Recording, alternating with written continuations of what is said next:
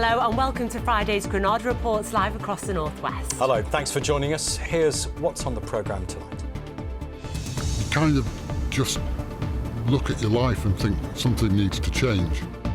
From aggression to acceptance, the pioneering programme that confronts domestic abusers with the harm they've caused. Those on the scheme say it's turned their lives around. This course is intensive. It makes you look at every aspect of your life and how your actions can impact others. I think you can learn to change. But we hear such schemes are few and far between in our region. Also tonight, not plain sailing. Battle lines are being drawn up in the Cheshire seat, going to the polls in a by-election test for the government. Mo Salah, the Egyptian king, will reign for 2 more years at Anfield. We'll be hearing from delighted Liverpool fans. He goes, "Oh, we were out with the lady last night, sir. Oh, suit you, sir. I'll stop it there." A comedy legend on the comedy carpet. Find out what man of many voices Paul Whitehouse is doing in Blackpool. And I know we've had lots of sunshine, but change is on the way. I'll be back with the full forecast where you are a little later on.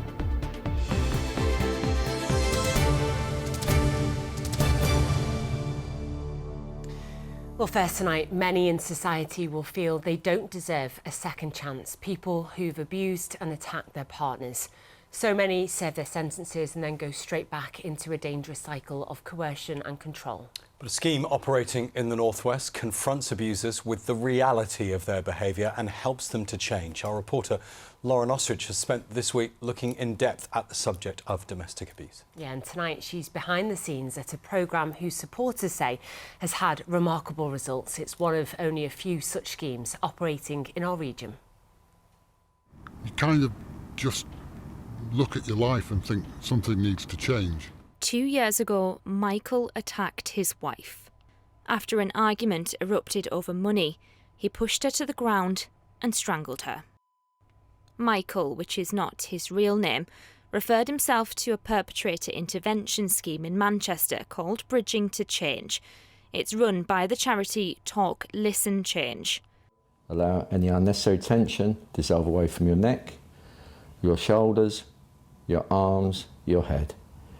Their aim is to help people who have been abusive in the past to reform by understanding why they use violence or aggression in relationships and build the emotional skills to change. Social services took me away from my kids, so I did some research and found the programme. I'm now aware of when I'm getting stressed, and I know that I can't take that out on other people, especially my wife. I'm mindful about my presence around women and my kids, which I never was before. When was the first moment you realised that your actions were impacting your family? When I was arrested. Martin's home used to be a toxic environment. It was my way or nothing. You don't realise how much your anger affects your children. Everyone would walk on eggshells around me, not knowing how I'd react. Thinking about it now, it's heartbreaking to think that I put my family through that. It's hard to talk about how I was then to how I am now. The victim is very much within our minds. It's always about the victim and about the children, and it's about safety. That's the basic thing. And then we know that if we can intervene with the men when there's been a domestic abuse, then there's going to be, the victim is going to be safe. So many times I thought men who had experienced, who were perpetrators, could not change, only because of the background they came from. So yeah, when I see it, I'm always overjoyed. Home Office research in which Bridging to Change referrals are matched to Greater Manchester Police data found that domestic abuse incidents reduced by 80% for those that complete the programme. And since 2017, 3,092 men have been referred to the sessions, but it's one of a dwindling number of perpetrator intervention schemes.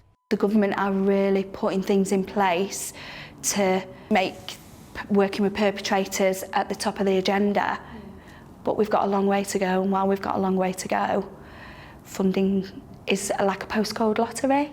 Each local authority should have their own funding, and that's just not the case. Some people watching at home tonight might be thinking that someone like you who has had your past doesn't deserve a second chance? What would you say to them? This course is intensive. It makes you look at every aspect of your life and how your actions can impact others. I think you can learn to change. And it's that change in mindset that facilitators say will break the cycle of abuse and ultimately protect more victims. This is a programme that does work, but only in areas that it's funded.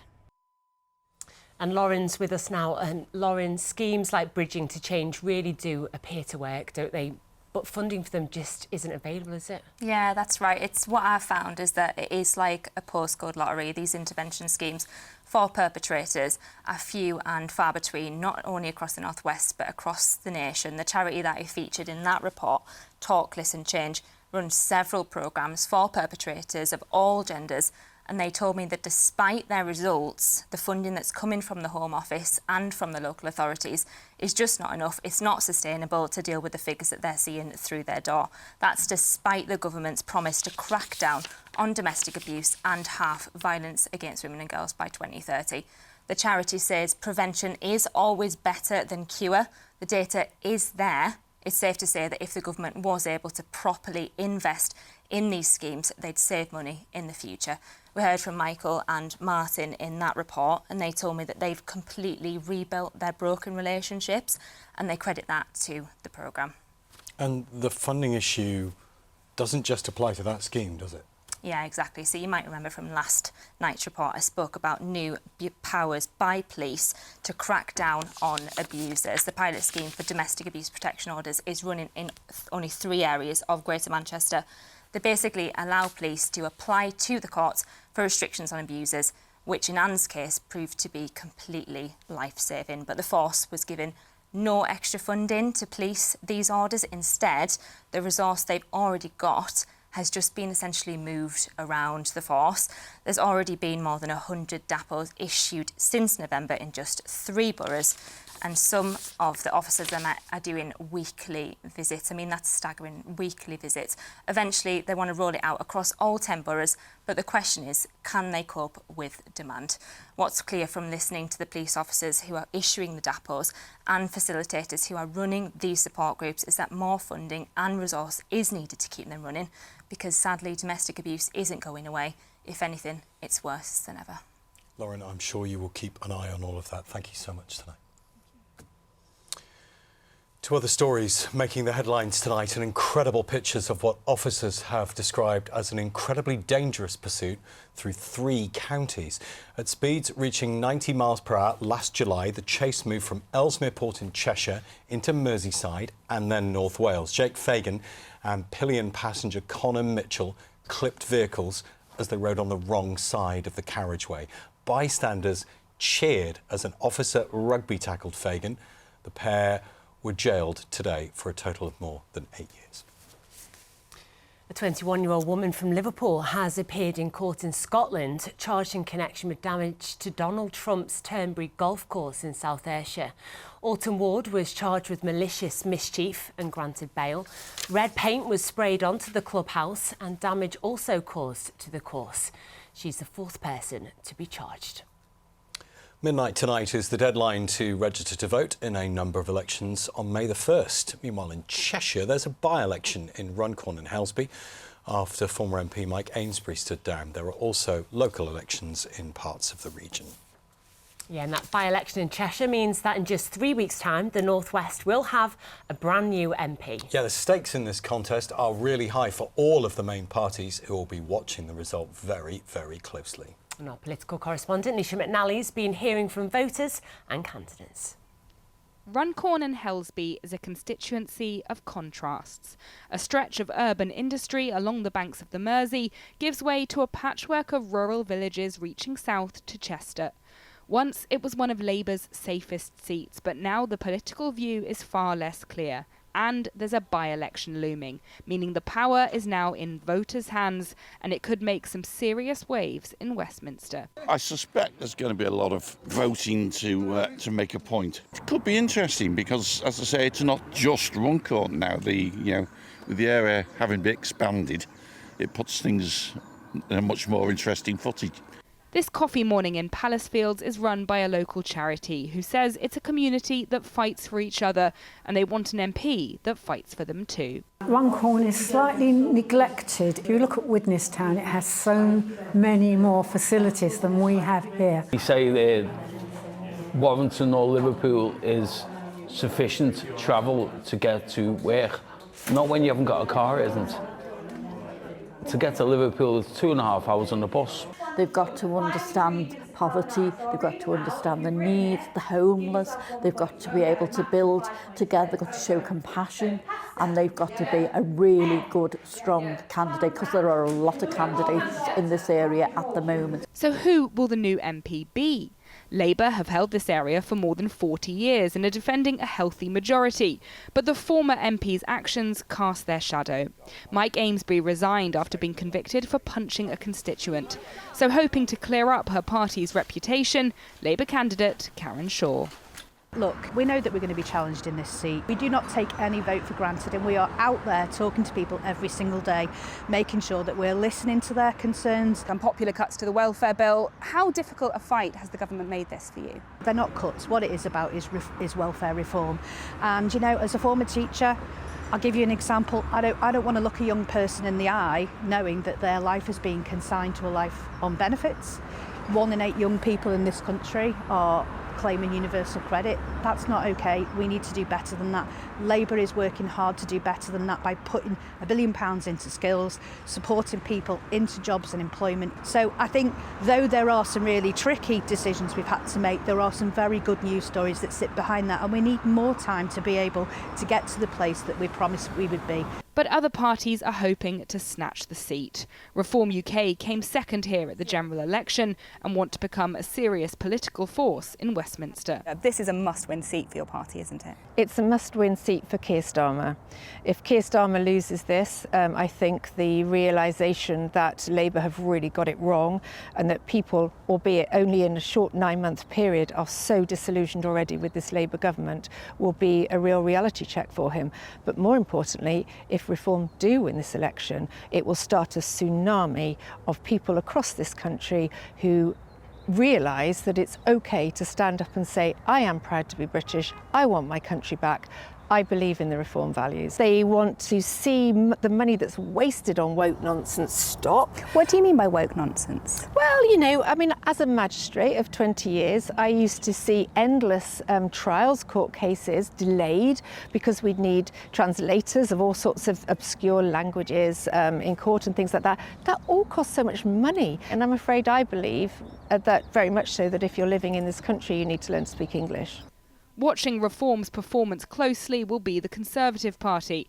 After a battering at the general election, they're now under a new leader and keen to regrow their base in the northwest, where their candidate says rural communities are being ignored. Here in Cheshire West and Chester, the housing target is being moved up from 500 to nearly 2,000. So that means that we're going to get more houses, more pressure on local infrastructure. So I'd be a strong voice for communities like here. I'd use my expertise working in construction to lobby government to make changes to the planning and infrastructure bill, where local people keep their voice, they have a stronger say in local development, and it makes sure that we're protecting our green spaces while delivering the important infrastructure that's needed. Some might say that just means that every community says, no, you can't build here. Don't we need affordable homes? I think it's important to provide incentives to local people. So if local people want building to happen in their area, then that's absolutely fine. Reform UK is saying this is a two-horse race between them and Labour.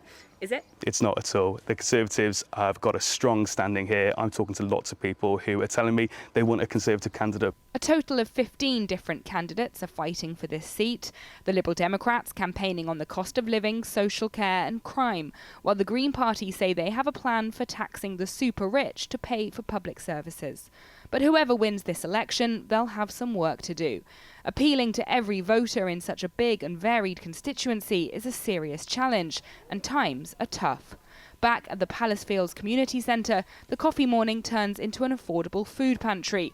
Volunteers say this is the work they need politicians to see. We're open to anyone, whether you're on benefits or not, because even people working are struggling. What is that like to see that?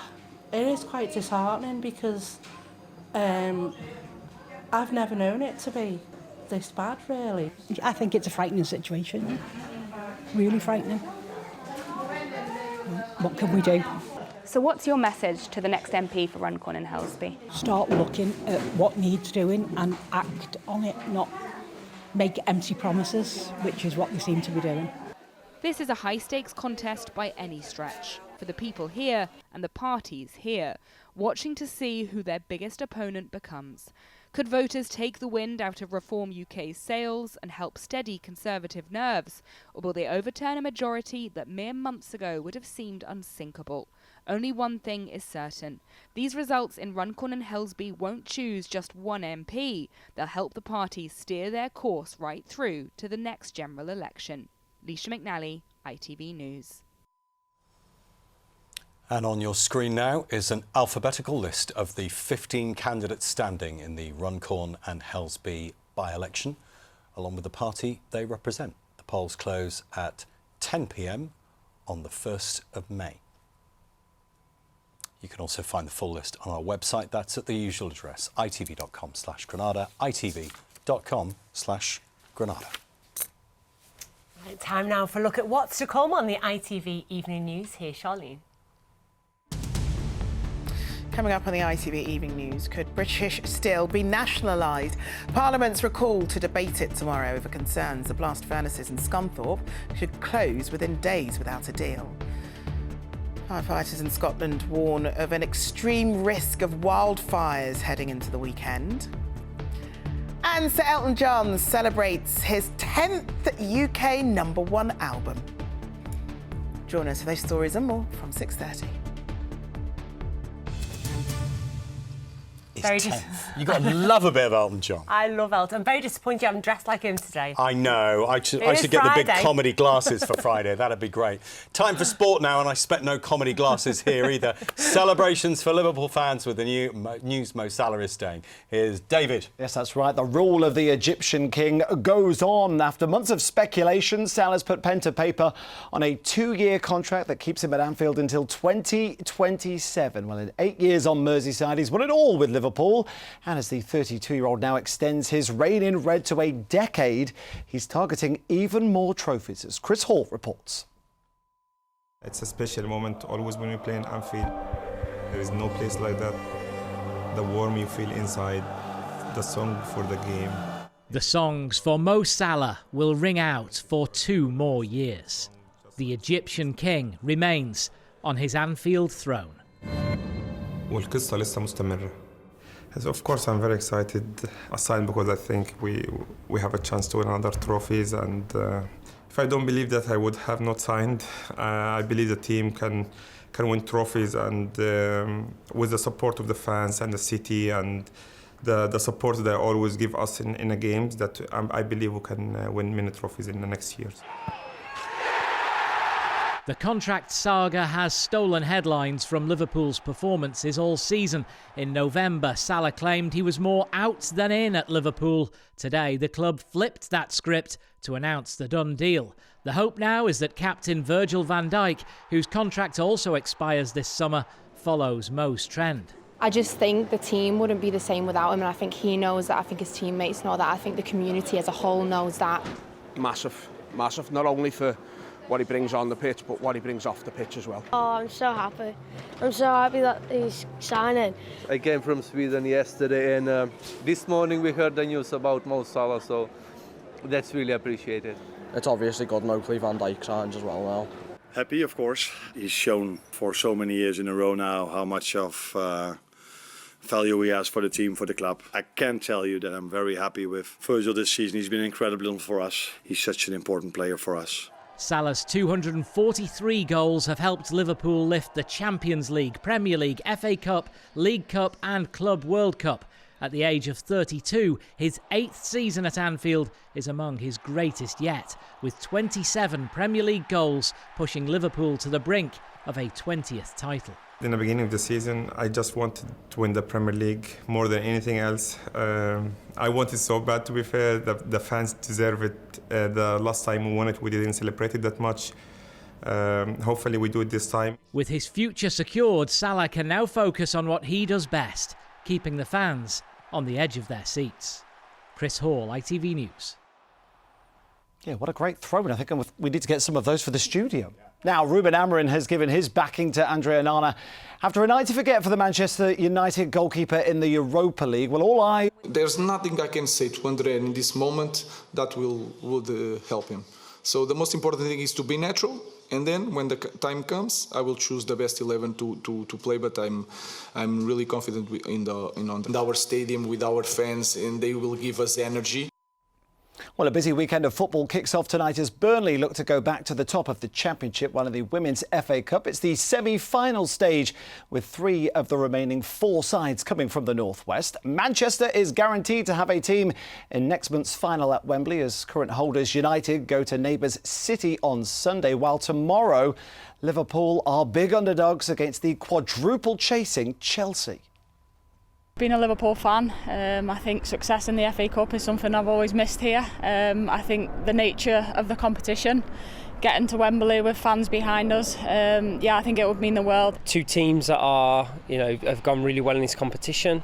We want to try and retain the cup, of course, but we have a huge game against Manchester City and something we've got to be really focused on. We should play to win and expect to win and have a huge desire to win whoever we play at home, right? Whether it's Chelsea who are leading the league, whether it's Man United, whether it's Arsenal. We're going to play in front of our fans, and there's going to be a lot of people in the joy here. It's going to be a great occasion.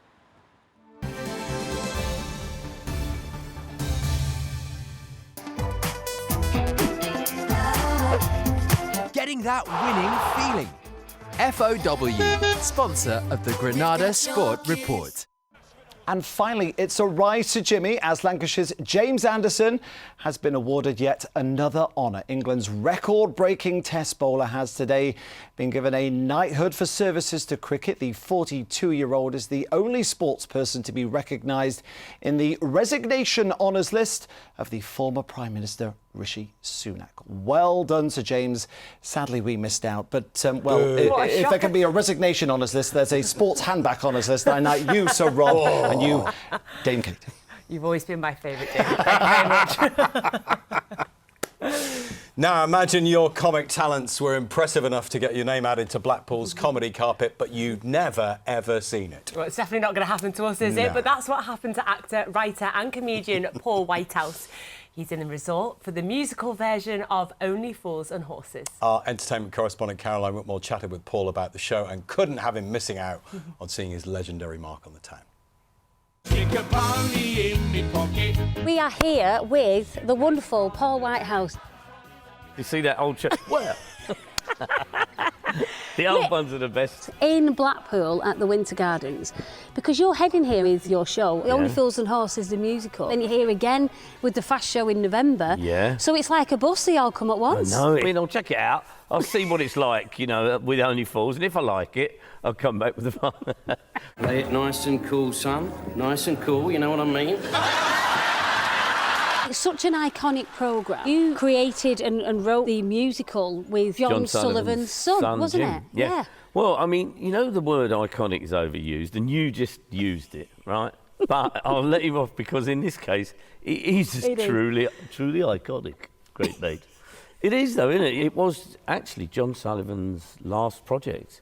I mean, he sadly died before he'd got it really off the ground. Oh. And Jim Sullivan, his son, wanted to honour his dad's legacy with his last piece of work, so they kind of drafted me in. Were you nervous to touch it, though, because it is so iconic? Did you say iconic? I said it again. Dong! Should have a big gong every time you say it. Sam Lupton as Del Boy and Tom Major as Rodney. They're incredible. And there's this old bloke who plays Grandad. Got bored trying to get that telly to work. It ain't a telly, you silly old goat. It's a microwave oven. I don't know, Del Boy. I do Grandad for most of it, and I come on at the end as Uncle Albert. During the war. Oh, Suit You, Sir. Oh, listen, maybe I have been around for a long time, and Suit You, Sir was a guy we used to work with at Hackney Council. Oh, hello, sir. And he... oh, we were out with the lady last night, sir. Oh, suit you, sir. Talking about a character arriving on a plane, I was fishing. I met a bloke there and I couldn't understand him. He was very posh. And he goes, early on late, yeah. Poisonous monkey, that actor fella. He was talking about me, too, me. Then we came up with the old catchphrase, I'm afraid I was very, very drunk. And I think he's probably the one I get asked to do the most. The comedy carpet is here in Blackpool. Yes. It was unveiled in 2011. Your famous catchphrase, suits you, sir. Close. Do you know what? It's actually suit you, sir. Oh, no, is it? It is, yeah. On the comedy carpet, it's got it correct. You were right. I was right about my own catchphrase, wasn't I? I'm so sorry. I added the S. Yeah. Suit you, sir. Oh, and look, right next to it, lovely jubbly. Loads of money. Does my bum look big in this? Celebration of comedy. There's a few names I'd like to take off. No. It is an honour and it's lovely to be involved in it, yeah. And your name is just up there as well.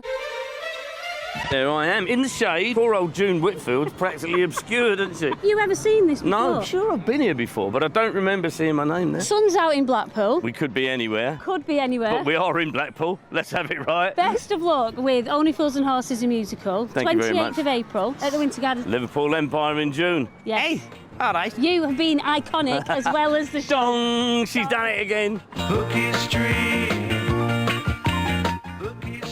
And with Kaz, he is iconic. Mm-hmm. Now, I hope you've made the most of summer because the warm weather's all changing over the weekend. Here's Philippa with the details. Mum, wet wipes, toilet or bin? Bin. Why? United Utilities sponsors ITV Granada weather. Hello there, I hope you had a lovely Friday. It certainly has been a beautiful end to the week weather-wise. Lots of warm sunshine out there. More of the same as we start the weekend, but then it will become increasingly unsettled and it looks as though as we head into the new week it will be turning quite a bit cooler than of late. And this is why the high pressure that's been with us will slink its way eastwards. In its place, low pressure takes over, some frontal systems moving our way, and those fronts will provide the focus for more in the way of clouds, some showers, and perhaps at times some longer outbreaks of rain. But for now, it remains very quiet through the rest of this evening, and overnight tonight it stays dry, largely clear skies overhead. And with clear skies and light winds, temperatures will take a bit of a tumble, back down into single figures for all of us, and I dare say one or two rural spots could well see a touch of grass frost by dawn. But it will lead us into a beautiful start to Saturday morning. Fresh, yes, but lots of sunshine from the word go. I think as we head through the day, though, we'll start to see a little more cloud drifting in from the west. Fairly high cloud initially, turning the sunshine hazy, and then continuing to thicken later, perhaps eventually bringing one or two spots of rain. But ahead of that, temperatures doing really well for the time of year, a good few degrees above average, certainly up in the high teens, one or two spots once again touching 20. Then overnight into Sunday, that's when we see some further outbreaks of rain moving across the region. That will lead us into a fairly changeable period of weather. So Sunday, probably a scattering of showers first thing, still some sunny spells to be found, but as I said, all quite changeable as we work our way into the new week. A little breezy at times and quite the drop in temperatures, a little closer to average for the time of year. Take care, enjoy that sunshine while it lasts. Cleaned up well. United Utilities sponsors ITV Granada weather. Thank you, Philippa. Normal spring weather is coming back. It's a joy, isn't it? That's it for another week of Granada Reports. We'll be back with the late update after news at 10. Yeah, and the ITV Evening News is up next, so stay with us. But from all of us here, I hope you have a lovely weekend and thanks for watching. Bye-bye. Bye. Go out and enjoy.